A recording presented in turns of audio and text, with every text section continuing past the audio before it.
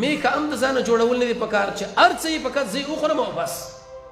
میکه کې دغه عادت دی د هغې په دې خوا کې یو بچی دی او هغه وږی دی یا تږی یا تړلی شوی دی یا مړاست دی، خو لیکن دې له چې چا واښه کېښودل، ګیه کېښوده، اوبه یې کېښودې، د خپل ځان غم کوي چې څنګه زه وخورم. کمال دا دی چې انسان یې په بل انسان باندې استعمال کړي.